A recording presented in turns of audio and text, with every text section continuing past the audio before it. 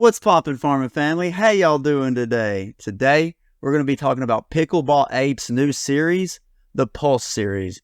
They have three different types: the hybrid, which is the V, the elongated, which is the E, and the wide body, which is the S. I really wish or think it would be cool if the hybrid was at the H, the elongated is the E, and then the wide body should be the W. But yeah, let's get into this. I have a discount code for them. It's Farmer. If you use that at checkout, you will get 10% off of this paddle.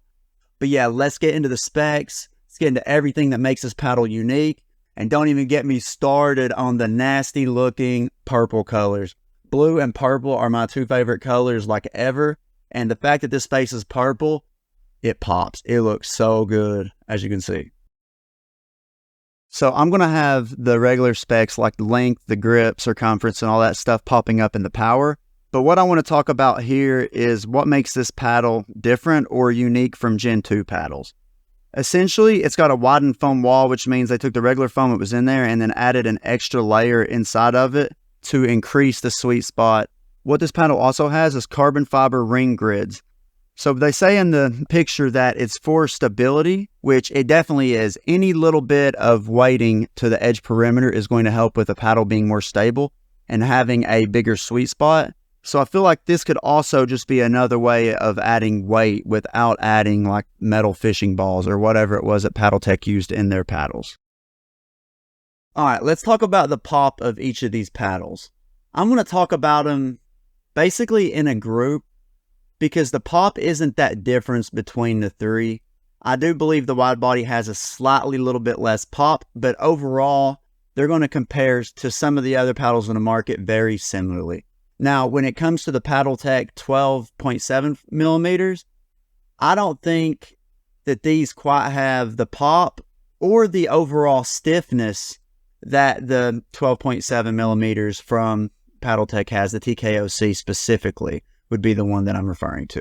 Now, if it comes to the 14.3, I think the 14.3 may have a little bit more pop than these do off the face as well, but it's not anything drastic, or if you switch between the paddles, it's not going to be a difference enough to really matter realistically. You're not going to be getting pop in like, the Gen 3 sense, like the mods and the ripples, or anything like stupid crazy that shouldn't be illegal. It's manageable. But okay, in terms of power, the wide body and the hybrid, neither one have a lot of power. These are not power paddles whatsoever. It does not have the power that the FX does on putaways or drives. And I also feel that the hybrid doesn't have the power and putaway that some of the other hybrids do on the market right now. But the elongated paddle, in my opinion, would be probably in the top 10 right now in terms of power paddles. But if you want a power paddle like specifically for launching hard drives, overheads, super powerful serves, then the hybrid and the wide body aren't going to be for you. The elongated might be, but these aren't like crazy power paddles, straight up. These are just a slight upgrade from most of what Gen 2 has to offer in terms of pop. And then the elongated one is a slight increase of power compared to most of the Gen 2s. Now, in terms of control, these aren't going to be like crazy easy to control. The Pickleball Pro Energy Line S, that line is going to be way easier to control than this. This is probably 5 to 10% harder to control due to the amount of pop increase that you're getting with these paddles and due to how these paddles are made. So if you're wanting something you can really control and you're already struggling with some of the Gen 2s that are currently on the market, I would skip this. But if you're wanting something that's a little bit more poppy than most of the Gen 2s on the market, then I would probably go to this and try to control it, because it's not going to take you like a stupid long time to learn how to control this realistically. So when it came to the RPMs of these paddles, the S got 1953, the V got 1978, and the E got 1954. So basically, these paddles are in line with literally most of the stuff I've reviewed so far. This is basically the most useless part in my whole video now. Back when I started doing it, I was like, this is going to make an impact in terms of spin and what people are going to get, if they're big into spin. But then I realized most of these paddles are around the same RPMs or within like a couple of hundred, which ain't going to make a crazy difference when you're not like full swinging drastically for the spin. But yeah, the spin's going to be good enough. Don't even sweat it. Just forget it. The swing weights of these, I'm going to start off with the V. The V had a swing weight of 110. The S had a swing weight of 114. And the Pulse E had a swing weight of 123. So, if you look at the swing weights of everything, all three of them are literally on average with all the other paddles that are comparable to them. The standard wide body, standard/wide body, comparable to standard wide bodies. The hybrid is comparable to most hybrids on the market. And then the elongated might be a point or two long, heavier than some of the other elongated paddles. That's due to the extra length, but it's still not anything stupid if you're used to 120 to 122 swing weight paddles. But yeah, average when it comes to swing weight. But when it comes to the overall weight of these, the V was 8 ounces, the E was 8.2 ounces, and the S was right at 8 ounces out of the box. Now let's get into the twist weights. I'm going to be talking about the V first. The twist weight of it was 7.33. The twist weight of the S was 6.25. And the twist weight of the E was 5.67. Okay, when it comes to the twist weight of the wide body or standard shape paddle, it has a really, really good twist weight. Way up there, one of the higher ones for all the wide bodies. But when it comes to the hybrid shape's twist weight was below what at least half of the hybrid shapes on the markets, twist weights are right now. And then when it comes to the elongated has a really bad twist weight. So you'd have to add, some sort of lead tape to increase that twist weight so it's not twisting in your hands. But more likely, the elongated paddle is going to be a singles paddle. That's what I would use it for. And I would just lead the crap out of it.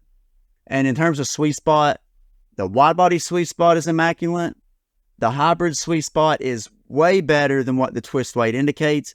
If I was to play with this paddle and was to guess the twist weight, I would have said it was a 6.7 to a 6.8 twist weight, somewhere in that area. But the fact that it was lower than that surprised me, like a lot. Now, when it comes to the elongated, the sweet spot's not going to be as big as some of the other elongated paddles on the market. I could tell that when I was using it, but you're getting a thinner, longer paddle, so slap some lead tape on it to make up for the sweet spot difference and just go out there and play singles with it. The overall price of these paddles is $200 for each one. You're not getting all three of them for $200, but it's $180 with my code. And do I think it's worth it? Yes, I do. These paddles play so good. Now, you're not going to get the mod or the ripple out of it, but you're also getting a slide upgrade from the Gen 2s.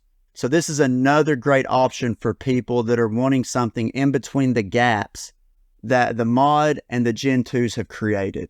Because it goes like Gen 2 to mod is like way up here in terms of pop. And then you've got, the paddle techs, and then you've got this one sitting, right there with the 14 millimeter. So it's another one of those, and it's cheaper than the paddle techs. But yeah, really good paddle. Had so much fun playing with them. The purple, dude, so nice. So nice. I love purple. But yeah, I definitely recommend this for people switching from the Gen 2s. This is another really good option if you're not wanting to buy the paddle techs. But yeah, if you've played with these paddles, slap your comment down below. Always curious if you think I'm right or if you have a varying opinion. I'm going to respect your opinion regardless. That's what these reviews are for. I give my opinion. Another reviewer gives their opinion. You can comment and give your opinion. It's the same difference. And then it might help someone make, an educated, decision in terms of buying a paddle and make them not waste money. Because that's what we're here for. If we're not helping you buy paddles that are going to benefit your game and help you save money from buying, $300 paddles, then there's no point. Like, I might as well just go back to doing Farmer Lanky Reacts videos to music and breaking them down. But yeah, I hope y'all enjoyed this. I'm going to have a little clip at the end of this where my girlfriend tried to nasty Nelson me. Man, people are always playing with me. Till next time, stay safe. Have a good day. Drink plenty of water. Peace, y'all. Hit